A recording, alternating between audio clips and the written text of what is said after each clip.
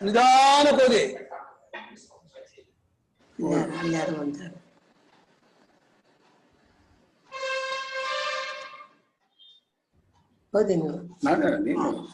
ಮೂರು ಅವಸ್ಥೆಗಳಲ್ಲಿಯೂ ವಿಚಾರ ಮಾಡತಕ್ಕ ವಿಷಯಗಳಿವೆ. ಇದು ಮೊದಲನೇ ನಮಗೆ ಎಚ್ಚರದಲ್ಲಿ ಮಾತ್ರ ವಿಚಾರ ಮಾಡ್ತಕ್ಕದ್ದಿರೋದೇ ಹೊರತು ನಿದ್ದೆ ಬಗ್ಗೆ ಅಂತೂ ಏನು ವಿಚಾರವೇ ಇಲ್ಲ. ಕೋಡ್ ಅಲ್ಲಿ ಏನು ವಿಶೇಷ ಇಲ್ಲ ಅನ್ಕೊಂಡಿದೀವಿ. ಅದು ವೇದಾಂತ ನಿದ್ದೆಯಲ್ಲಿರುವಷ್ಟು ವಿಚಾರ ಎಚ್ಚರ ಕನಸಲ್ಲೇ ಇಲ್ಲ ಅಂತ ಇದೆ. ಎಚ್ಚರ, ಕನಸು, ತನಿ ನಿದ್ರೆ ಈ ಮೂರು ಅವಸ್ಥೆಗಳ ವಿಷಯದಲ್ಲಿಯೂ ಸಮವಾಗಿಯೇ ವಿಚಾರ ಮಾಡತಕ್ಕದ್ದಿದೆ ಎಂಬುದನ್ನು ಮನದಂದುಕೊಳ್ಳುವುದು ತತ್ವ ವಿಚಾರಕ್ಕೆ ಅತ್ಯವಶ್ಯಕ. ತತ್ವ ವಿಚಾರಕ್ಕೆ ಒಂದೇ ವಿಚಾರ ಮಾಡಿದ್ರೆ ಅದು ಪಾಕ್ಷಿಕ ವಿಚಾರ ಆಗುತ್ತೆ, ಪೂರ್ಣ ವಿಚಾರ ಆಗಲ್ಲ. ತತ್ವ ಅಂದ್ರೆ ಪೂರ್ಣ ವಿಚಾರ ಮಾಡ್ಬೇಕಾದ್ರೆ ಮೂರು ಅವಸ್ಥೆಯನ್ನು ವಿಚಾರ ಮಾಡ್ಬೇಕು. ಯಾಕೆ ನಮಗೆ ಆಗುವ ಅನುಭವ ಅದು. ನಮಗೆ ಆಗುವ ಮೂರು ಅನುಭವದಲ್ಲಿ ಒಂದೊಂದು ವಿಚಾರ ಮಾಡ್ತೀನಿ ಅಂದ್ರೆ ನಾವೇ ಇನ್ನು ಎರಡು ಅವಸ್ಥೆಗೆ ಮಲತಾಯಿ ಧ್ವನಿ ಮಾಡ್ದಂಗೆ ಆಗುತ್ತೆ. ಮಲತಾಯಿ ಹೇಗೆ ಈ ತನ್ನ ಧ್ವನಿ ಮಾಡುತ್ತೋ ಆ ರೀತಿ ಕನಸು ನಿದ್ದೆಗೆ ನಾವು ಧ್ವನಿ ಮಾಡಿದ್ರೆ ನಮ್ಗೆ ಆಗೋ ಮೂರಲ್ಲಿ ಇದಕ್ಕೆ ಯಾವ ಪ್ರಾಮುಖ್ಯತೆಯನ್ನು ಕೊಡೋಕೆ ಕಾರಣ ಇಲ್ಲ. ಎಚ್ಚರಕ್ಕೆ ಒಂದಕ್ಕೆ ಮೂರನ್ನು ಈಕ್ವಲ್ ಅಲ್ಲ, ಮೂರು ಸುಳ್ಳು ಸಮಯ ಮಾಡಿ. ಎಚ್ಚರದಲ್ಲಿ ಅರಿಯುವ ನಾವಿರುತ್ತೇವೆ, ಅರಿಯಲ್ಪಡುವ ವಿಷಯಗಳಿರುತ್ತವೆ, ಅರಿಯುವ ಸಾಧನವಿರುತ್ತದೆ. ಕೆಲಸ ಮಾಡುವ ನಾವು, ಕೆಲಸಕ್ಕೆ ಸಾಧನಗಳು ವಿಷಯಗಳು ಇಷ್ಟೂ ಇವೆ. ಸುಖ ದುಃಖಗಳನ್ನು ಅನುಭವಿಸುವ ನಾವು, ಸುಖ ದುಃಖಗಳಿಗೆ ನಿಮಿತ್ತವಾಗಿರುವ ವಿಷಯಗಳು, ಆ ವಿಷಯಗಳಿಂದಾಗುವ ಸುಖ ದುಃಖಗಳು, ಭೋಗ ಇವೂ ಇವೆ. ಆದ್ದರಿಂದ ಎಚ್ಚರದಲ್ಲಿ ಅರಿವು, ಇರವು, ಕ್ರಿಯೆ, ಕಾರಕ, ಫಲ, ಭೋಗ, ಸುಖ, ದುಃಖ ಮುಂತಾದ ವೈಚಿತ್ರ್ಯದಿಂದ ಕೂಡಿದ ದೃಶ್ಯರಾಶಿಯು ನಮಗೆ ಗೋಚರವಾಗುತ್ತದೆ. ಅಲ್ಲ, ತತ್ವವೇನು? ಇದಕ್ಕೆಲ್ಲ ತಡೀರಿ. ಇಲ್ಲಿ ಎಚ್ಚರದ ಯಾವ ಭಾವನೆ ಮಾಡ್ಕೊಂಡಿದೀವಿ ಅಂದ್ರೆ ಇಲ್ಲಿ ಸುಖ ದುಃಖಾದಿಗಳೆಲ್ಲ ಇಲ್ಲೇ ಆಗೋದು, ಆಮೇಲೆ ನಾವು ಕ್ರಿಯಾಕಾರಕೆಲ್ಲ ಇಲ್ಲೇ ಮಾಡ್ತೀವಿ, ಎಲ್ಲಾ ವ್ಯವಹಾರವನ್ನೆಲ್ಲ ಇಲ್ಲೇ ಮಾಡ್ತೀವಿ. ಈ ಎಲ್ಲಾ ತರದ್ದಾಗಿರ್ತಕ್ಕಂಥ ದೃಶ್ಯರಾಶಿ ಅಷ್ಟು ಪೂರ್ತಿ ಇಲ್ಲೇ ತೋರೋದು. ಅದನ್ನ ಇದರ ತತ್ವವೇನು ನಾವು ತಿಳ್ಕೋಬೇಕು, ನಮ್ಗೆ ಅನ್ಸೋ ಸಹಜ. ಅಲ್ಲಿ ಇದೆಲ್ಲ ಪೂರ್ತಿ ಇರುತ್ತೆ ಅನ್ಸೋದೇ ಇಲ್ಲ. ಏನೋ ಅಲ್ಲಿ ಲೈಟು ಪೂರ್ತಿ ಸಾಕಾಗಲ್ಲ, ಇಷ್ಟು ಲೈಟ್ ಇಲ್ಲ ಅನ್ಸುತ್ತೆ. ಆಮೇಲೆ ನಾವ್ ಒಬ್ಬರೇ ಕನಸು ಕಾಣ್ತೀವಿ ಹೊರತು ಎಲ್ಲರೂ ಇರ್ತೀವಿ ಅನ್ಕೊಳ್ಳೋದಿಲ್ಲ. ಎಚ್ಚರದಲ್ಲಿ ಮಾತ್ರ ನಾವೆಲ್ಲ ಇದೀವಿ ಅನ್ಕೊಂಡಿದೀವಿ. ಆಮೇಲೆ ಈ ವ್ಯವಸ್ಥಿತವಾಗಿ ಇಷ್ಟೊತ್ತು ಈ ಕ್ರಿಯೆಗೆ ಅಂತ ಇರುತ್ತೆ. ಅಲ್ಲೇನಿಲ್ಲ, ಒಂದು ತೆಂಗಿನ ಗಿಡ ಹಾಕಿ ಮನೆ ಹೋಗ್ಬಿಟ್ಟು ಮರ ಆಗ್ಬಿಡುತ್ತೆ. ಒಂದು ಹಸು ನಮ್ ಮುಂದೆನೆ ಒಂದು ಇಂಜೆಕ್ಷನ್ ಕೊಟ್ಟರೆ ಬಂದಿದ್ದು ಗಬ್ಬ ಕರು ಹಾಕ್ಬಿಡುತ್ತೆ. ಅದಕ್ಕೆ ಎಚ್ಚರದಲ್ಲಿ ಒಂದು ಹಸು ಗಬ್ಬ ಆಗಿ ಕರು ಹಾಕಿ 9 ತಿಂಗಳು ಬೇಕು, ಒಂದು ತೆಂಗಿನ ಗಿಡ ಹಾಕಿ ಹೊಂದ್ಬಿಡೋಕೆ ಒಂದು 8-10 ವರ್ಷ ಬೇಕು. ಈ ನಿಯಮ ಎಲ್ಲ ಇದೆ. ಅದು ಇಲ್ಲಿ ವಿಚಾರ ಮಾಡ್ತಕ್ಕದ್ದು ಇದನ್ನು ಒಪ್ಕೋಬಹುದೇ ಹೊರತು ಕನಸಿನಲ್ಲಿ ಎಲ್ಲ ಬಿರಿ ಆಗುತ್ತಲ್ಲ, ಅಲ್ಲೆಲ್ಲ ಏನ್ ವಿಚಾರ ಮಾಡ್ತಕ್ಕದ್ದು ಇದೆ ಸಾಮಾನು ಎಲ್ರಿಗೂ ತೋರಿಸುತ್ತೆ. ಅದನ್ನ ಹಾಕೋತಾ ಇದ್ದಾರೆ ಗುರುಗಳು. ಅದು ಎಚ್ಚರ ಬುದ್ಧಿ ಆಗುತ್ತೆ. ಇಲ್ಲಿ ಈ ಮಾತನ್ನು ಎಚ್ಚರ ಹೇಳ್ತಿದ್ರೆ ಕನಸು ಹೇಳ್ತಿದ್ರೆ ತೀರ್ಮಾನ ಮಾಡಿ. ಅದು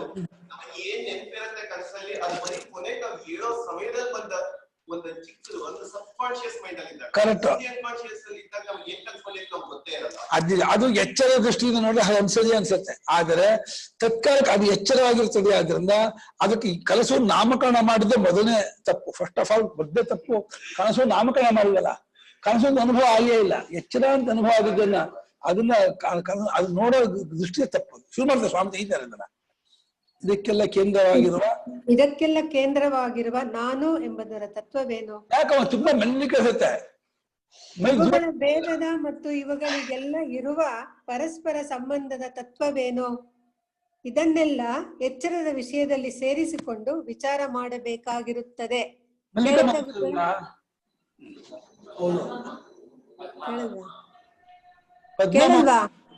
ಸ್ವಲ್ಪ ಹೊತ್ತ ಮಾಡ್ಕೊಳ್ಳಿ, ಸಣ್ಣ ಕಷ್ಟ ಇದೆ ಓದಿ. ಇದನ್ನೆಲ್ಲ ಎಚ್ಚರದ ವಿಷಯದಲ್ಲಿ ಸೇರಿಸಿಕೊಂಡು ವಿಚಾರ ಮಾಡಬೇಕಾಗಿರುತ್ತದೆ. ಇದನ್ನೇನು ಸ್ವಲ್ಪ ಹೆಚ್ಚು ಕಡಿಮೆಯಾಗಿ ತತ್ವ ವಿಚಾರಕರೆಲ್ಲರೂ ಒಪ್ಪಿರುತ್ತಾರೆ. ತತ್ವ ವಿಚಾರ ಇದರ ಬಗ್ಗೆ ಒಪ್ಪಿಕೊಂಡಿದ್ದಾರೆ ಎಚ್ಚರದಲ್ಲಿ. ಆದರೆ ಕನಸು ನಿದ್ರೆಗಳ ವಿಷಯದಲ್ಲಿ ವಿಚಾರ ಮಾಡತಕ್ಕದ್ದೇನಿದೆ ಎಂದು ಅವನ್ನು ಕಡೆಗಣಿಸುವವರೇ ಬಹಳ. ಸ್ವಲ್ಪ ನಿಧಾನಿಸಿ ನೋಡಿದರೆ ಅವುಗಳ ವಿಷಯದಲ್ಲಿಯೂ ಹೇಳಿದ್ರು ಎಚ್ಚ ವಿಷಯದಲ್ಲಿ ಸೇರಿಸಿಕೊಂಡು ವಿಚಾರ ಮಾಡ್ತಕ್ಕಂತಿದೆ. ಈ ದೃಶ್ಯರಾಶಿ ಎಲ್ಲ ಇಲ್ಲೇ ಇರೋದು, ವ್ಯವಹಾರ ಎಲ್ಲ ಇಲ್ಲೇ ಇರೋದು, ಎಲ್ಲ ಇಲ್ಲೇ ಇರೋದು. ಇದನ್ನು ವಿಚಾರ ಮಾಡುವುದು ಅರ್ಥ ಇದೆ. ಆದ್ರೆ ಈ ಕನಸು ನಿದ್ದೆಗಳಲ್ಲಿ ವಿಚಾರ ಮಾಡ್ತಕ್ಕಂಥ ಏನಿದೆ ಇಲ್ಲಿ ಅಷ್ಟೆಲ್ಲ ಇದಿಲ್ಲೇ ಇಲ್ಲಲ್ಲ ಅಂತ. ಸ್ವಲ್ಪ ನಿಧಾನಿಸಿ ನೋಡಿದರೆ ಅವುಗಳ ವಿಷಯದಲ್ಲಿಯೂ ತಿಳಿದುಕೊಳ್ಳತಕ್ಕದ್ದು ಬಹಳವಿದೆ ಎಂದು ಮನಸ್ಸಿಗೆ ತಾಕುತ್ತದೆ. ಸ್ವಲ್ಪ ನಿಧಾನಿಸಿ ನೋಡಿದ್ರೆ ವಿಚಾರ ಮಾಡಿದ್ರೆ ಹೌದು ಅಲ್ವೇ, ಅಲ್ಲೂ ತತ್ಕಾಲ ಹೆಚ್ಚಾಗಿ ಇರುತ್ತಲ್ಲ, ಯಾಕೆ ನಾವು ಹಿಂಗ್ ನೋಡ್ತಾ ಇದೀವಿ ಅಂತ ಮನಸ್ಸಿಗೆ ತಾಕಕ್ಕೆ ಶುರು ಆಗುತ್ತೆ.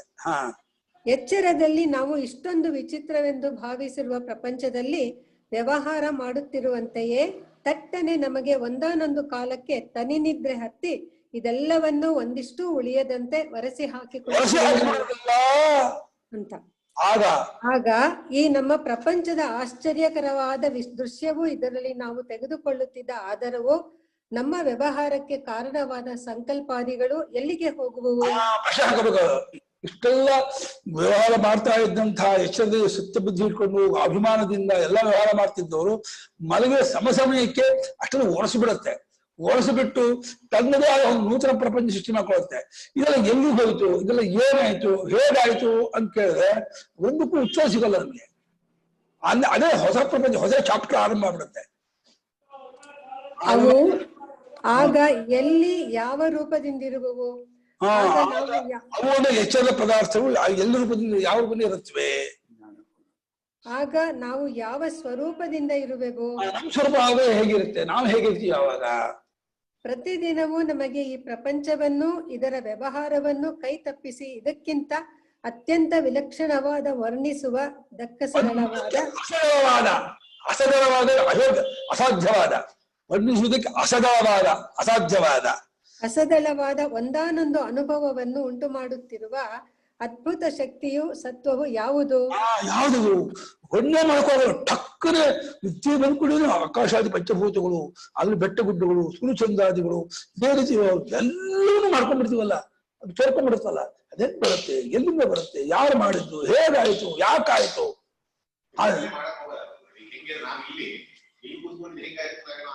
ಅಲ್ಲ ಇಲ್ಲ ನಾವು ಇದು ವಿಚಾರ ಮಾಡ್ತಕ್ಕಂಥ ಒಪ್ಕೊಂಡಿದೀವಿ, ಅದು ನೆಗ್ಲೆಕ್ಟ್ ಮಾಡ್ಬಿಡ್ತೀವಲ್ಲ.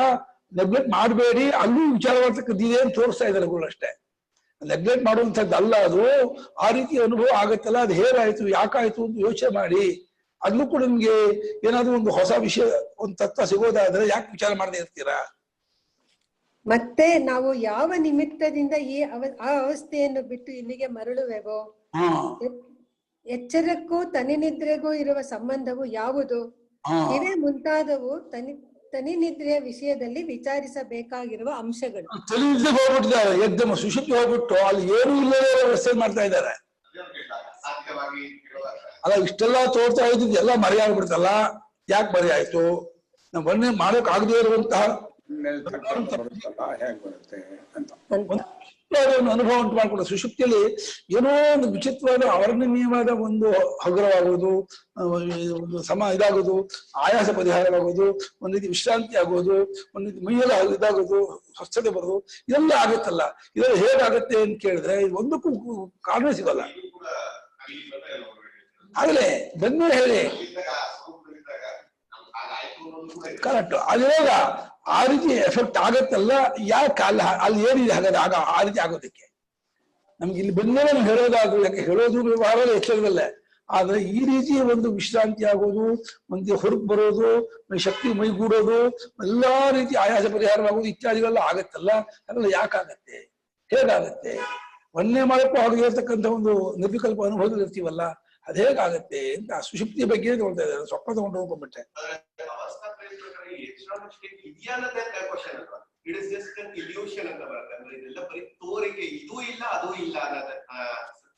ಫೈನಲ್ ಹೋದಾಗ ಕರೆಕ್ಟ್, ಫೈನಲ್ ಹೋದಾಗ ಸರಿ. ಇವಾಗ ಲೋಕದ ಸಾಮಾನ್ಯ ಜನರು ಇದಕ್ಕೆ ಪ್ರಾಮುಖ್ಯತೆ ಕೊಟ್ಟಷ್ಟು ಸ್ವಪ್ನಕ್ಕೂ ಸುಷುಪ್ತಿಗೂ ಕೊಟ್ಟಿಲ್ಲ. ಅವರು ಕೊಡ್ಬೇಕಾಗಿಲ್ಲ ಅಂತ ತೀರ್ಮಾನ ಮಾಡಿಕೊಂಡಿದ್ದಾರೆ. ಅದ್ರ ವಿಚಾರ ಬೇಕಿಲ್ಲ ಅಂತ. ಅದು ಅವಸ್ಥಾತೆ ವಿಚಾರ ಮಾಡದೆ ಹೋದ್ರೆ ತತ್ವ ಪೂರ್ತಿ ನಿರ್ಣಯವಾಗಲ್ಲ. ನಮ್ದೇ ಆದಂತ ಅನುಭವನ ಪೂರ್ತಿ ನಾವು ವಿಚಾರ ಮಾಡದೆ ಹೋದ್ರೆ ನಮ್ಮ ಸ್ವರೂಪ ಏನು ಗೊತ್ತಾಗಲ್ಲ. ಎಷ್ಟು ಬೆಲೆ ಕೊಡ್ತೀವೋ ಅಷ್ಟೇ ಬೆಲೆ ಕೊಟ್ಟೆ ವಿಚಾರ ಮಾಡ್ಬೇಕು, ಅವಾಗಲೇ ವಿಚಾರ ಪೂರ್ಣವಾಗುವುದು ಅಂತ ತತ್ವ ವಿಚಾರಕರ ನಿಲುವು. ಆ ರೀತಿ ಇದೆ. ಅದನ್ನ ಮೂರನ್ನು ಸಮಾನವಾಗಿ ವಿಚಾರ ಮಾಡಿ ಅವಾಗ ಪರಮಾರ್ಥ ಸಿಗತ್ತೆ ಅಂತ. ಮುಖ್ಯವಾಗಿ ಇಲ್ಲಿ ಅವಸ್ಥೆ ಯಾಕಾಗತ್ತೆ, ಅವಸ್ಥೆ ಏನೇನೋ, ಹೇಗಾಗತ್ತೆ ಅದೆಲ್ಲ ಮುಖ್ಯ. ಈ ಅವಸ್ಥಾತ್ರಯದಲ್ಲಿ ಅನುಸ್ಯೂತವಾದ ನಮ್ಮ ಸ್ವರೂಪ ಎಂಥದ್ದು, ಅದು ಅವಸ್ಥೆಗೆ ಸಂಬಂಧ ಪಟ್ಕೊಂಡಿದೆಯಾ, ವಿಲಕ್ಷಣವಾಗಿದೆಯಾ, ಅದರ ತತ್ವ ಏನು, ಅದನ್ನು ಕಂಡುಕೊಂಡ್ರೆ ಆಗೋ ಪುರುಷಾರ್ಥ ಏನು ಅಂತ ಹೇಳ್ಬೇಕು ಅನ್ನೋದು ಮುಖ್ಯ. ಅವಸ್ಥೆ ವಿಚಾರ ಅಲ್ಲ ಮುಖ್ಯ ಅಲ್ಲ. ಇನ್ನು ಕನಸಿನ ಕಡೆಗೆ ತಿರುಗಿದರೆ ಅದು ಎಂಥ ವಿಲಕ್ಷಣವಾದ ದೃಶ್ಯ ವಿಶೇಷವಾಗಿರುತ್ತದೆ ನೋಡಿ. ಈ ಪ್ರಪಂಚದಲ್ಲಿನ ಯಾವುದೊಂದು ಒಂದಿಷ್ಟು ಅದರೊಳಕ್ಕೆ ಬಂದಿರುವುದಿಲ್ಲ. ಆದರೂ ಅಲ್ಲಿ ಈ ಪ್ರಪಂಚದ ಪ್ರತಿಕೃತಿಯಂತೆಯೇ ಕಾಲ, ದೇಶ, ನಿಮಿತ್ತ, ಕ್ರಿಯೆ, ಕಾರಕ, ಫಲ, ಅರಿವು, ಸುಖ, ದುಃಖ ಎಲ್ಲವೂ ಇರುವ ಮತ್ತೊಂದು ಪ್ರಪಂಚವೇ ಒಂದೆಡೆ ಕಡೆ ಇಡುವ ಹೊತ್ತಿಗಿಂತಲೂ ಬೇಗನೆ ಏರ್ಪಾಡಾಗಿ ಬಿಡುತ್ತದೆಯಲ್ಲ. ಒಂದಡಕೆ ಕಡಿಯುವ ಹೊತ್ತಿಗಿಂತಲೂ ಬೇಗನೆ ಏರ್ಪಾಡಾಗಿ ಬಿಡುತ್ತದೆಯಲ್ಲ. ಒಂದ್ ಅಡಿಕೆ ಕಡಿಯುವ ಬಿಟ್ಟು ಸೇರಿಸ್ಕೊಟ್ಟಿದ್ದಾರೆ. ಏನಾಶ್ಚರ್ಯವಿದು, ಕನಸೆಂಬುದೆಲ್ಲವೂ ಮನಸ್ಸಿನ ಭ್ರಾಂತಿ ಎಂದು, ಅದರಲ್ಲೇನು ಹುರುಳಿಲ್ಲವೆಂದು ನಾವುಗಳು ಅಂದುಕೊಳ್ಳುತ್ತಿರುವುದು ನಿಜ. ಆದರೆ ಕನಸು ಕಾಣಿಸಿಕೊಂಡ ಮಾತ್ರದಿಂದ ಮೋಹಿತರಾಗಿ ಅದು ಕನಸೆಂಬುದನ್ನು ಕೂಡ ಅರಿತುಕೊಳ್ಳಲಾರದೆ ಎಲ್ಲವೂ ನಿಜವೆಂದೇ ಭಾವಿಸಿ ಬಿಡುವಲ್ಲ. ಹಾಗಾಗ್ಬಿಡುತ್ತಲ್ಲ, ಕನಸು ಅಂತ ಅನ್ಸೋದಿಲ್ಲ. ಅದರಲ್ಲಿ ಸುತ್ತವಾಗಿ ಹಾವು ಬಂದು ಹೇಳ್ತೀವಿ, ಹುಲಿ ಬಂದು ಓಡ್ತೀವಿ, ಬಂಗಾರ ತಗೊಳಕ್ ಹೋಗ್ತೀವಿ, ಎಲ್ಲ ಆಗತ್ತಲ್ಲ ಅಲ್ಲೂವೆ. ಈ ಕಣ್ಣು ಕಟ್ಟನ್ನು ದಿನದಿನವೂ ನಮ್ಮೆಲ್ಲರಿಗೂ ಮಾಡಿ ತೋರಿಸುವ ಅದ್ಭುತ ಮಹಿಮೆಯು ಯಾವ ಯಕ್ಷಿಣಿಯದು? ನಾವು ಎಂದೆಂದಿಗೂ ನೆನೆಸಿಕೊಳ್ಳಲಾಗದಂತ ಎಚ್ಚರದಲ್ಲಿ ಎಂದಿಗೂ ನೋಡಲಾಗದಂತ ನೋಟಗಳನ್ನು ಆ ಕನಸಿನಲ್ಲಿ ನಮ್ಮ ಮುಂದೆ ತಂದಿಡುವವರು ಯಾರು? ಅದ್ಭುತವಾದ ಅದು ಅಷ್ಟಭುಜಂ ಆತ್ಮಾನಂ ಮನ್ಯತೆ, ಚತುರ್ದಂತಂ ಗಜಂ ಆರೂಢಂ ಮನ್ಯತೆ. 4 ದಂತ ಇರುವಂತ ಆನೆ ಹತ್ತಿರಾಗೆ ತನಗೆ 8 ತೋಳಿದ್ದ ಹಾಗೆ ಇದನ್ನು ವಿಚಿತ್ರ ಆಕಾರ ತಂದ್ಬಿಡುತ್ತೆ. ಆಕಾಶ ಹಾರ್ಕೊಂಡು ಹೋಗ್ತಾ ಇರುವಾಗೆ ಆಗುತ್ತೆ. ಹೆಂಗೆಂಗೋ ಆಗ್ಬಿಡುತ್ತಪ್ಪ ಆಕಾಶದಲ್ಲಿ, ಕನಸಿನಲ್ಲಿ. ಆ ನಾಟಕ ರಂಗದೊಳಗೆ ನಾವೇಕೆ ನಮಗೂ ತಿಳಿಯದೆಯೇ ಪಾತ್ರವನ್ನು ವಹಿಸಿ ಬಿಡುವೆವು. ಕನಸಿನೊಳಗೆ ಕಾಣುವ ಕೆಲವು ಪದಾರ್ಥಗಳು ಎಚ್ಚರದವುಗಳಂದೇ ಕಾಣುವುದಲ್ಲ. ಅದು ಹೇಗೆ? ಈ ಎಚ್ಚರದ ಪದಾರ್ಥಗಳಿಗೂ ಅದಕ್ಕೂ ಏನು ಸಂಬಂಧ? ಎಚ್ಚರದವುಗಳೆಂದೇ ಕಾಣುವುದಲ್ಲ ಅಂತ ಎಚ್ಚರ ಅಂತ ಕಾಣುತ್ತೆ. ಎಚ್ಚರದ ಜ್ಞಾಪಕ ಆಗಲ್ಲ. ಎಚ್ಚರದವುಗಳು ಅಂತ ಆಗ ಎಚ್ಚರದವುಗಳು ಅಂತ ಹಾಗನ್ಸಲ್ಲ ಅಲ್ಲಿ.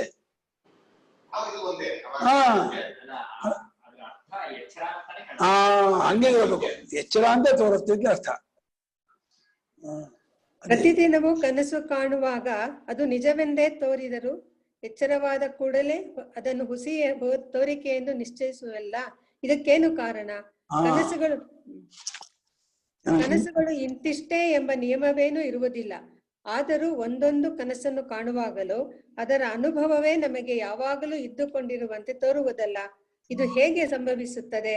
ಇವೇ ಮುಂತಾದವು ಕನಸಿನ ವಿಷಯದಲ್ಲಿ ವಿಚಾರಿಸಬೇಕಾಗಿರುವ ಅಂಶಗಳು.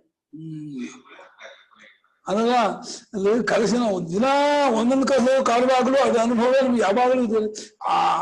ಆ ಕನಸು 3-4 ಕನಸು ಆಗ್ಬಿಡುತ್ತೆ ಅದೇ ರಾತ್ರಿಯಲ್ಲಿ. ಅದು ಆ ಕಾಲಕ್ಕೆ ಎಚ್ಚರ ಆಗಕ್ಕೆ ತೋರುತ್ತೆ. ಆ ಅನುಭವ ನಮ್ಗೆ ಎಚ್ಚರಿ ಹಾಕಿ ತೋರ್ತು, ಹೀಗೆ ಜ್ಞಾಪಕ ಆಗುತ್ತೆ. ಈ ರೀತಿ ಇದಕ್ಕೇನ್ ಕಾರಣ? ಯಾಕಲ್ಲ ಹಾಕಿ ತೋರ್ತು, ಇಲ್ಲ ಯಾಕೆ ಸಿಕ್ತು?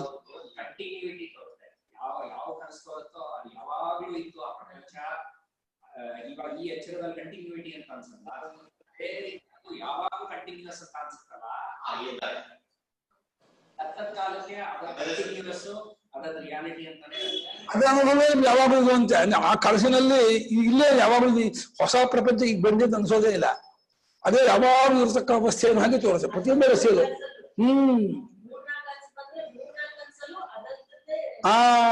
ಅದೇ ಇದೇ ಪರ್ಮನೆಂಟು. ಅದಕ್ಕೆ ಹಿಂದೆ ಮುಂದೆ ಅಂತ ತೋರದೇನಿಗೆ ಹಂಗಂದು ಇರೋದು. ಅಲ್ಲೊಂದು ಬೆಟ್ಟ ನೋಡಿದ್ರೆ 1000 ವರ್ಷದ ಬೆಟ್ಟ ಅಂದ್ರೆ ತೋರುತ್ತೆ.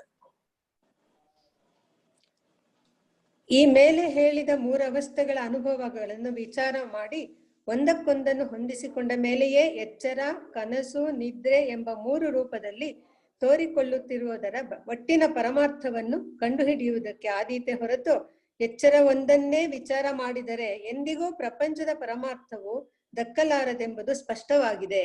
ಇದೊಂದು ಅವಸ್ಥಾತ್ರಿ ವಿಚಾರ ಮಾಡ್ತಕ್ಕಂಥದ್ದಿದೆ ಅಂತ ಇಟ್ರು. ಇವಾಗ ಅವಸ್ಥಾತ್ರಿ ವಿಚಾರ ಮಾಡ್ಬೇಕಾದ್ರೆ ಕೆಲವು ಹೆಗ್ಗುರುತುಗಳನ್ನು ಹೇಳ್ತಾರೆ. ಈ ಹೆಗ್ಗುರುತು ಬಹಳ ಮುಖ್ಯ. ಇದು 5 ಹೆಗ್ಗುರುತುಗಳನ್ನು ಹೇಳ್ತಾರೆ. ಈ 5 ಹೆಗ್ಗುರುತನ್ನು ಜ್ಞಾಪಕ ಮಾಡ್ಕೊಂಡ್ಬಿಟ್ರೆ ಇಡೀ ಅವಸ್ಥಾತ್ರಿ ಕೀ ಪಾಯಿಂಟ್ ಸಿಕ್ಕಾಕೊಂಡ್ಬಿಡುತ್ತೆ ನಮ್ಗೆ. ಈ ಹೆಗ್ಗುರುತನ್ನು ಮರೆತ್ರೆ ಮತ್ತೆ ನಿಮಗೆ ಅದು ಕನಸು ಎಚ್ಚರದ ಜ್ಞಾಪಕ ಆಗುತ್ತೆ, ಎಚ್ಚರ ಕನಸು ಜ್ಞಾಪಕ ಆಗಲ್ಲ. ಈ ಪ್ರಶ್ನೆ ಬರುತ್ತೆ. ಎಚ್ಚರದಲ್ಲಿ ಕನಸು ಜ್ಞಾಪಕ ಆಗುತ್ತೆ, ಕನಸಲ್ಲಿ ಯಾಕೆ ಎಚ್ಚರ ಜ್ಞಾಪಕ ಆಗಲ್ಲ, ಈ ಪ್ರಶ್ನೆ ಬರುತ್ತೆ. ಆಮೇಲೆ ಕನಸಿನಲ್ಲಿ ಕಂಡಂತಹ ಕೆಲವು ಘಟನೆಗಳ ಎಫೆಕ್ಟ್ ಎಚ್ಚರಕ್ಕೂ ಪರಿಣಾಮ ಆಗುತ್ತಲ್ಲ. ಒಬ್ಬನೇ ಎಚ್ಚರಕ್ಕೂ ಕನಸಕ್ಕೂ ಸೇರ್ಕೊಂಡಿರ್ಬೋದು, ಯಾಕೆ ಆಗಿರ್ಬಾರ್ದು? ಆ ಪ್ರಮಾತ್ರ ಬೇರೆ ಈ ಪ್ರಮಾತ್ರ ಬೇರೆ ಅಂತಿರಲ್ಲ. ಕನಸಲ್ಲಿ ಹುಲಿ ಕಂಡು ಬೆಚ್ಚಿ ಎಚ್ಚುತ್ತೆ, ಇಲ್ಲಿ ಮೈ ನಡುಗುತ್ತೆ, ಬೆವರುತ್ತಲ್ಲ. ಆದ್ರಿಂದ ಒಬ್ಬನೇ ಪ್ರಮಾತ್ರ ಆಗ್ಬೇಕಲ್ಲ ಅಂತ ತರ್ಕ ಮಾಡ್ತೀವಿ. ಈ ಎಲ್ಲ ತರ್ಕಕ್ಕೂ ಈ ಹೆಗ್ಗುರುತನ್ನು ಮರೆತಿರೋದೇ ಕಾರಣ. ಹೆಗ್ಗುರುತನ್ನು ಹೇಳ್ತಾರೆ, 5 ಹೆಗ್ಗುರುತು. ಒಂದು ವಿಚಾರದ ಅವಶ್ಯಕತೆ, ಆಮೇಲೆ ಹೆಗ್ಗುರುತು ಅಲ್ವಾ? ಹೌದು, ವಿಚಾರದ ಅವಶ್ಯಕತೆ ಮೊದಲು, ಆಮೇಲೆ ವೈಶಾಲ್ಯ ಶುರು ಮಾಡ್ಕೋತಾರೆ. ಹೆಗ್ಗುರುತುಗಳಲ್ಲಿ ಮೊದಲು ವಿಚಾರದ ಅವಶ್ಯಕತೆ ಮಾಡ್ಬಿಟ್ಟು ಆಮೇಲೆ ಶುರು ಮಾಡ್ತಾರೆ ವೈಶಾಲ್ಯ ಅಂತ.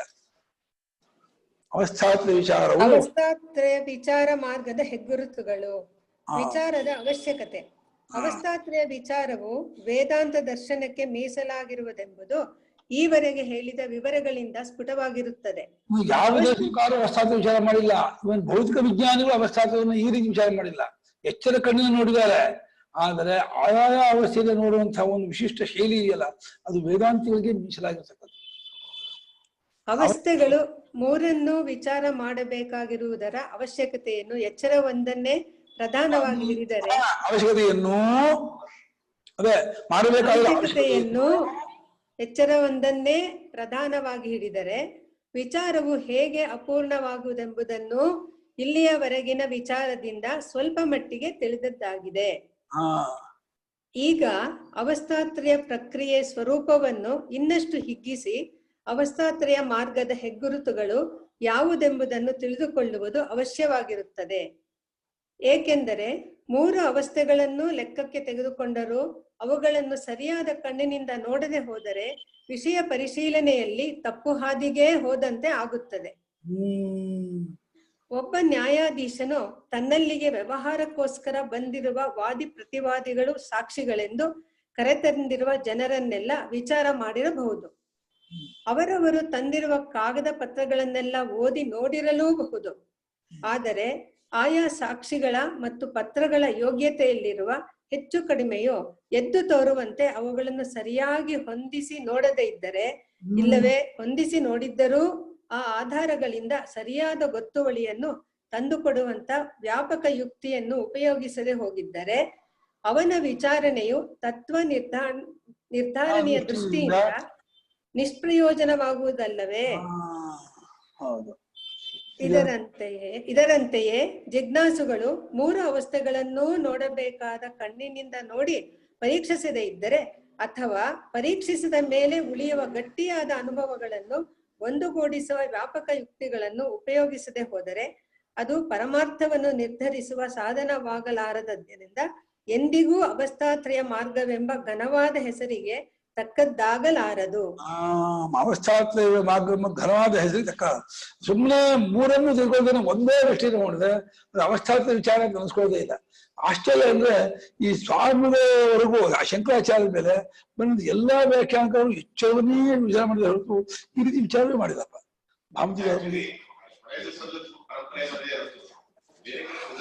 ಮಾಡೇ ಇಲ್ಲಪ್ಪ. ಆಶ್ಚರ್ಯಪ್ಪ.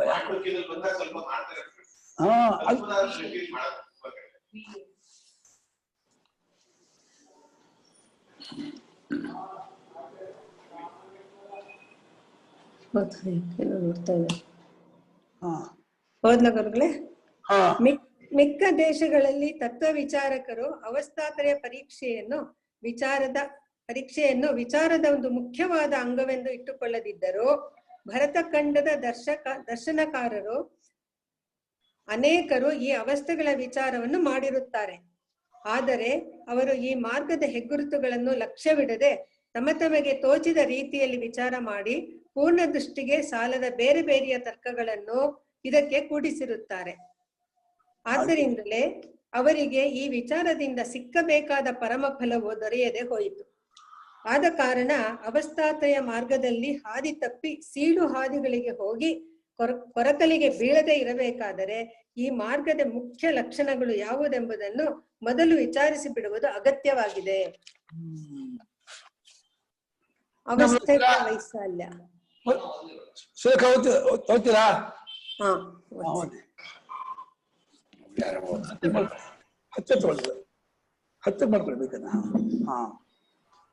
ಅವಸ್ಥೆಗಳ ವೈಶಾಲ್ಯ. ಅವಸ್ಥೆಗಳ ವೈಶಾಲ್ಯವನ್ನು ಸರಿಯಾಗಿ ತಿಳಿದುಕೊಂಡಿರುವುದು ಅವಸ್ಥಾತ್ರಯ ಮಾರ್ಗದ ಮೊದಲನೆಯ ಹೆಗ್ಗುರುತು. ಸರಿಯಾಗಿ ಅವಸ್ಥೆ ತಿಳ್ಕೊಂಡು ಮೊದಲನೇ ಹೆಗ್ಗುರುತು ಏನು ಅಂತ ಹೇಳ್ತಾರೆ. ಅವಸ್ಥೆಗಳನ್ನು ನೋಡಿ ವಿಚಾರಿಸುವುದೆಂದರೆ ಅವಸ್ಥೆಗಳಲ್ಲಿ ಕಾಣಬರುವುದನ್ನೆಲ್ಲ ಒಂದು ಉಂಡೆಯಾಗಿ ತನ್ನ ಅರಿವಿಗೆ ವಿಷಯವಾಗಿ ಮಾಡಿಕೊಂಡು ಪೂರ್ತಿ ಅವಸ್ಥೆ ಉಂಡೆ ನೋಡಿ ವಿಚಾರ ಮಾಡ್ಬೇಕು. ಇದನ್ನೇ ಕಾಣೋದು, ಅದು ಒಂದು ಇದಕ್ಕೆ ಕಾಣೋದು, ಅವರವರ ಪ್ರತ್ಯೇಕ ತಗೊಳ್ಳೋದಲ್ಲ. ಪೂರ್ಣ ದೇಶಕ್ಕೆ ತಗೋತಾರೆ, ಪೂರ್ಣ ವಿಚಾರ ಮಾಡೋದನ್ನ ಹೇಗೆ ತೋರಿಸ್ತಾರೆ ಇವಾಗ. ಹೀಗೆ ಮಾಡುವುದು ಅವಿಚಾರ ಸ್ವಭಾವದ ಜನರಿಗೆ ಬಹಳ ಕಷ್ಟವಾಗಿರುತ್ತದೆ. ಸಾಮಾನ್ಯವಾಗಿ ಜನರು ಭಾವಿಸಿರುವುದು ಹೇಗೆಂದರೆ ಈ ಪ್ರಪಂಚವು ಎಂದು ಮೊದಲಾಯಿತೋ ಎಂದಿಗೆ ಕೊನೆಗಾಣುವುದೋ ಯಾರಿಗೂ ತಿಳಿಯದು. ಇದರ ವಿಶಾಲತೆಯು ಯಾರ ಊಹೆಗೂ ನಿಲುಕುವ ಹಾಗಿಲ್ಲ.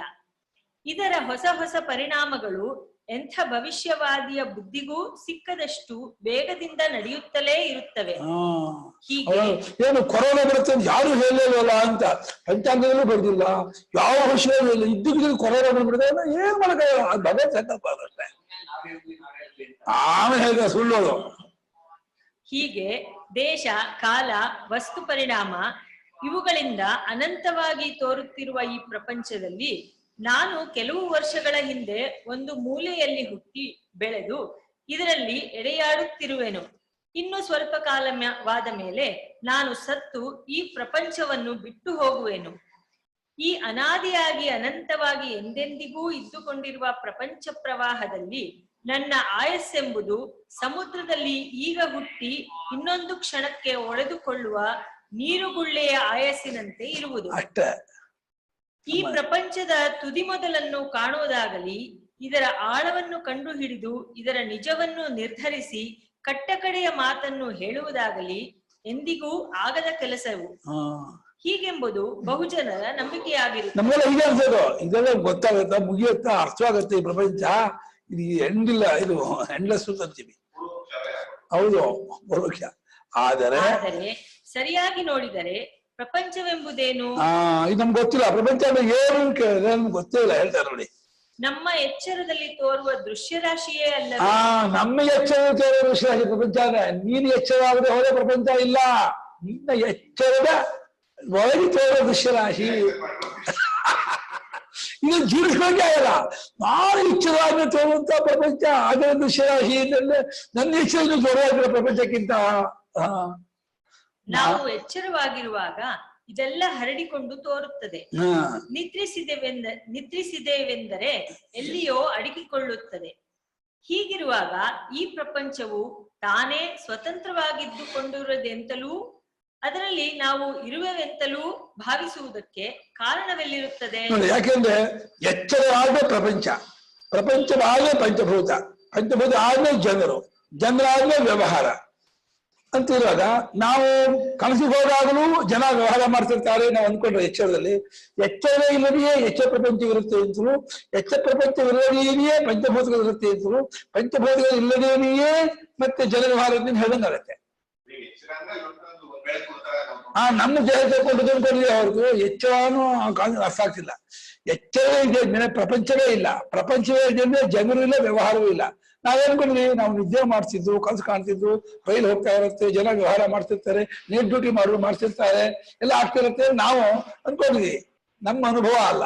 ನಮ್ಮ ಅನುಭವ ಕೇಳಿದ್ರೆ ನಮ್ಗೆ ಆ ಕಾಲಕ್ಕೆ ಇನ್ನೊಂದು ಎಚ್ಚರ, ಕನಸಿನ ಕಾಲಕ್ಕೆ ಕನಸು ಕಾಣ್ತದೆ, ಅದೇ ಕನಸು ಇವಾಗ ಅನ್ನೋದು ಅದು ಎಚ್ಚರವೇ. ಅದು ನಮ್ಮ ದೇಹವು ಅದರಲ್ಲಿರುವ ಇಂದ್ರಿಯಗಳು, ಪ್ರಾಣ ಮನಸ್ಸುಗಳು ಈ ಪ್ರಪಂಚದೊಳಗೆ ಇರುವವೆಂದು ನಮಗೆ ಭಾಸವಾಗುವುದು ನಿಜ. ಆದರೆ ನಮ್ಮ ಎಚ್ಚರವು ಈ ಪ್ರಪಂಚದೊಳಗೆ ಆಗುತ್ತಿರುವವೆಂಬುದು ನಿಜವೇ? ಎಚ್ಚರ ಪ್ರಪಂಚದಲ್ಲಿ ಹೋಗ್ತಾ ಇದೆಯೋ, ಎಚ್ಚರ ಅದೇ ಪ್ರಪಂಚ ಕಾಣುತ್ತೋ, ಇದೇ ಪ್ರಶ್ನೆ. ಎಚ್ಚರವೋ ನಮ್ಗೆ ದೇಹೇಂದ್ರಿಯ ಮನೋಬುದ್ಧಿಗಳು ಎಲ್ಲ ವ್ಯವಹಾರವು ಈ ಪ್ರಪಂಚದಲ್ಲಿ ಇದೆ ಅಂದ್ರೆ ನಿಜ. ಆದ್ರೆ ಪ್ರಪಂಚ ಅನ್ನೋದು ಎಚ್ಚರ ಆದ್ಮೇಲೆ ಪ್ರಪಂಚದಲ್ಲಿ ಎಚ್ಚರವೋ? ಪ್ರಪಂಚದಲ್ಲಿ ಎಚ್ಚರ ಅನ್ಕೊಂಡಿದೀವಿ, ಅದು ಎಚ್ಚರವಾಗಿ ಪ್ರಪಂಚ ಹೇಳ್ತಾರೆ. ನಮ್ಮ ಎಚ್ಚರವಿದ್ದಾಗ ಕಂಡು ಇಲ್ಲದಾಗ ಮರೆಯಾಗುವ ಪ್ರಪಂಚವು ತಾನೇ ಎಚ್ಚರದೊಳಗೆ ಇದೆ ಎನ್ನುವುದು ಯುಕ್ತವೋ? ಈ ಎಚ್ಚರವಿಲ್ಲದಾಗಲೂ ಪ್ರಪಂಚವು ತಾನೇ ಇದ್ದುಕೊಂಡಿರುವುದೆಂದು ಭಾವಿಸುವುದು ಯುಕ್ತವೋ? ಮಾಡಿ, ಇದು ಪ್ರಶ್ನೆ. ಎಚ್ಚರವಾಗಿದ್ದಾಗ ಕಂಡು ಇದ್ದಾಗ ಮರೆಯಾಗುವಂತಹ ಈ ಪ್ರಪಂಚ ತಾನು ಎಚ್ಚರವಿದೆ ಅನ್ನೋ ಕರೆಕ್ಟೋ, ಅಥವಾ ಎಚ್ಚರವಿದೆ ಇದ್ದಾಗ ಪ್ರಪಂಚ ಇರುತ್ತೆ ಅನ್ನೋ ಕರೆಕ್ಟೋ? ಎಚ್ಚರಿದ್ದಾಗ ಮಾತ್ರ ಕಾಣುತ್ತೆ ಅಲ್ವಾ? ಆಮೇಲೆ ಎಚ್ಚರಿದ್ದರೆ ಮರೆಯಾಗತ್ತೆ, ಪ್ರಪಂಚವು ಮರೆಯಾಗುವ. ಆಗ ಎಚ್ಚರವಾಗಿ ಇದೆ ಅನ್ನೋ ಕರೆಕ್ಟ್ ಆಗ್ಬೇಕು ಪ್ರಪಂಚ. ನಾವೇಂತೀವಿ? ಪ್ರಪಂಚದೊಳಗೆ ಎಚ್ಚರ ಅಂತಿದೀವಿ. ಎಚ್ಚರವಿದೆ ಪ್ರಪಂಚ ಇದೆ ಇದ್ಮೇಲೆ ಎಚ್ಚರದ ಪ್ರಪಂಚ ಅನ್ಬೇಕಾ? ಎಚ್ಚರಿದೆ ಇದ್ದಾಗ ಪ್ರಪಂಚ ಇರುತ್ತೆ ಅಂತೀನಿ ಅಂದ್ರೆ ಪ್ರಪಂಚದೊಳಗೆ ಎಚ್ಚರ ಆಗುತ್ತೆ ಆಗ್ಬಿಡುತ್ತೆ, ಉಲ್ಟಾ ಆಗ್ಬಿಡುತ್ತೆ. ಪ್ರಪಂಚದಲ್ಲಿ ಎಚ್ಚರ ಆಗ್ತಿಲ್ಲಪ್ಪ, ಎಚ್ಚರ ಆದ್ರೆ ಪ್ರಪಂಚ ತೋರಿದೆ.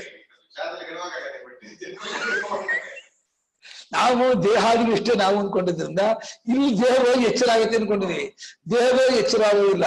ಎಚ್ಚರವಾಗಿ ದೇಹ, ಎಚ್ಚರವಾಗಿ ಮನಸ್ಸು, ಎಚ್ಚರವಾಗಿ ಇಂದ್ರಿಯ ಪ್ರಾಣ ಅನ್ನೋದು ಪಂಚಭೂತಗಳು ಅಷ್ಟು ಎಚ್ಚರಗಳಿಗೆ ಈ ತಗೊಂಡಾಗ ಅವಾಗ ಎಚ್ಚರವಾದ್ರೆ ಪ್ರಪಂಚವೇ ಹೊರದು. ಹೇಗೆ ಅಂದ್ರೆ ಎಚ್ಚರ ಅಂದ್ರೆ ಆತ್ಮ ತೋರಿಕೊಳ್ಳೋ ಒಂದು ಬಗ್ಗೆ ವಿಶೇಷ. ಈ ಪ್ರಶ್ನೆಗಳನ್ನು ಸ್ವಲ್ಪ ಮನವಿಟ್ಟು ವಿಚಾರ ಮಾಡಿದರೆ ನಮಗೆ ಯಾವ ಉತ್ತರವೂ ಬರುವುದೆಂದರೆ, ನಾವು ಸ್ವಾಭಾವಿಕವಾಗಿ ಎಚ್ಚರವೆಂಬ ಮಾತಿಗೆ ಕೊಟ್ಟಿರುವ ಅರ್ಥವು ಸಂಕುಚಿತವಾಗಿಯೂ ವಸ್ತುಸ್ಥಿತಿಗೆ ವಿರುದ್ಧವಾಗಿಯೂ ನಮಗೆ ಎಚ್ಚರ ಶಬ್ದ ತುಂಬಾ ಅರ್ಥ ಕಮ್ಮಿ ಆಗಿದೆ, ವಸ್ತುಸ್ಥಿತಿಗೆ ವಿರುದ್ಧವಾಗಿದೆ. ನಮಗೆ ಎಚ್ಚರ ಶಬ್ದಕ್ಕೆ ಅರ್ಥ ಗೊತ್ತಾಗಿಲ್ಲ. ಸರಿಯಾಗಿ ನೋಡಿದರೆ ಎಚ್ಚರವೆಂದರೆ ಪ್ರಪಂಚದೊಳಗಿರುವ ನನ್ನ ಮನಸ್ಸಿನ ಒಂದಾನೊಂದು ಸ್ಥಿತಿ ಮಾತ್ರವಲ್ಲ, ಮತ್ತೇನೆಂದರೆ ನನ್ನ ಇಂದ್ರಿಯಗಳಿಗೂ ಮನಸ್ಸಿಗೂ ಗೋಚರವಾಗುವುದೆಲ್ಲ ಇದರೊಳಗೆ ಅಡಕವಾಗಿರುತ್ತದೆ. ಇಂದ್ರಿಯಗಳಿಂದ ನಾನು ಕೇಳಿ, ನೋಡಿ, ಮೂಸಿ, ಮುಟ್ಟಿ, ಸವಿಯುವುದೆಲ್ಲವೂ, ಮನಸ್ಸಿನಿಂದ ಅನುಭವಿಸುವುದೆಲ್ಲವೂ, ಊಹಿಸಬಹುದಾದದ್ದೆಲ್ಲವೂ, ಕಲ್ಪಿಸಬಹುದಾದದ್ದೆಲ್ಲವೂ ಅದರಲ್ಲಿ ಅಡಕವಾಗಿರುತ್ತದೆ. ಮಾನವರು, ಪ್ರಾಣಿಗಳು, ವಸ್ತುಗಳು, ಸೂರ್ಯಚಂದ್ರರು, ನಕ್ಷತ್ರಗಳು, ದೇವತೆಗಳು, ಭೂತ ಪ್ರೇತಾದಿಗಳು, ಕಾವ್ಯ ಕಾದಂಬರಿಗಳಲ್ಲಿ ಅಥವಾ ಸನ್ನಿ ಹಿಡಿದವರ ಚಿತ್ತದಲ್ಲಿ ಕಲ್ಪಿತವಾಗಿರುವ ಪ್ರಪಂಚಗಳ ನಿವಾಸಿಗಳಾದ ಕಲ್ಪಿತ ಮಾನವರು, ಪ್ರಾಣಿಗಳು, ವಸ್ತುಗಳು, ಇವುಗಳ ಜೊತೆಗೆ ನಮ್ಮ ಶರೀರ, ಪ್ರಾಣ, ಮನಸ್ಸು, ಬುದ್ಧಿ, ಅಹಂಕಾರ ಇದೆಲ್ಲವೂ ಈ ಅವಸ್ಥೆಯೊಳಗೆ ಸೇರಿಬಿಟ್ಟಿರುತ್ತದೆ. ಇಷ್ಟು ವ್ಯಾಪಕವಾಗಿರುತ್ತದೆ ಈ ಅವಸ್ಥಾ ದೃಷ್ಟಿ. ಇದನ್ನು ಲೆಕ್ಕಕ್ಕೆ ಹಿಡಿಯುವುದು ಅವಸ್ಥಾತ್ರಯ ವಿಚಾರ ಮಾರ್ಗದ ಮೊದಲನೆಯ ಹೆಗ್ಗುರುತು. ಅವಸ್ಥೆ ಅನ್ನೋದು ಇಷ್ಟು ಜ್ಞಾಪಕ ಮಾಡ್ಕೋಬೇಕು. ಎಚ್ಚರ ಅಂತಂದ್ರೆ ಅಧ್ಯಾತ್ಮ, ಅಧಿಭೂತ, ಅಧಿದೇವ ಮೂರ ಒಟ್ಟನೂ ತನ್ನ ಹೊಟ್ಟೊಳಗಿಟ್ಕೊಂಡಂತ ಒಂದು ನಿರ್ವಿಕಲ್ಪ ವೃತ್ತಿ. ಅದು ಸುವಿಕಲ್ಪಕ ವೃತ್ತಿ ಅಲ್ಲ, ಅದು ನಿರ್ವಿಕಲ್ಪಕ ವೃತ್ತಿ. ಇವಾಗ ಪುಸ್ತಕ ಸುವಿಕಲ್ಪಕ ವೃತ್ತಿ. ಪುಸ್ತಕ ಯಾವ ಪುಸ್ತಕ, ಎಷ್ಟು ಹಾಳಿ, ಎಷ್ಟು ಕಾಲ, ಅದು ಜಾತಿ, ದ್ರವ್ಯ, ಗುಣ, ಕ್ರಿಯೆ ವಿಶ್ಲೇಷಣೆ ಮಾಡೋದು ಸುವಿಕಲ್ಪಕ. ಎಚ್ಚರ ಅನ್ನೋದಕ್ಕೆ ಬಣ್ಣ ಇಲ್ಲ, ಎಚ್ಚರ ಅನ್ನೋದಕ್ಕೆ ಕ್ರಿಯೆ ಇಲ್ಲ, ಎಚ್ಚರ ಅನ್ನೋದಕ್ಕೆ ಜಾತಿ ಇಲ್ಲ, ಎಚ್ಚರ ಅನ್ನೋದಕ್ಕೆ ಗುಣ ಇಲ್ಲ. ಎಚ್ಚರ ಒಂದು ಪ್ರತ್ಯಯ, ಅದು ಸುವಿಕಲ್ಪಕ ಅಲ್ಲ, ನಿರ್ವಿಕಲ್ಪಕ ಪ್ರತ್ಯಯ. ಅಷ್ಟು ಜನರಿಗೆ ಅಷ್ಟನ್ನು ಹೇಳ್ಕೊಂಡಿರಿ ಅಂತ ತಗೊಂಡ್ರೆ ಅವಾಗ ಎಚ್ಚರದ ಕಾನ್ಸೆಪ್ಟ್ ಏನು ಅಂತ ನಮ್ಗೆ ಗೊತ್ತಾಗ ಸಾಕು. ಅಷ್ಟು ಎಚ್ಚರ ಇದೆ. ದೇಶಕಾಲ, ಜನ್ಮಾಂತರ, ಲೋಕಾಂತರ, ದೇವತೆಗಳು ಎಲ್ಲ ಅಷ್ಟು ತೋರಿಕೆಯ ದೃಶ್ಯರಾಶಿಯ ಎಚ್ಚರ ಒಳಗಿದೆ. ಅಷ್ಟಲ್ಲ ಇಲ್ಲಿ ಕೂಡ ಸ್ವಪ್ನ ಕಾಲದ ವಿಚಾರ ಎಚ್ಚರಿಕೆ ಹೇಳಿದ್ದು ಇಲ್ಲಿ ಮಾಡುವ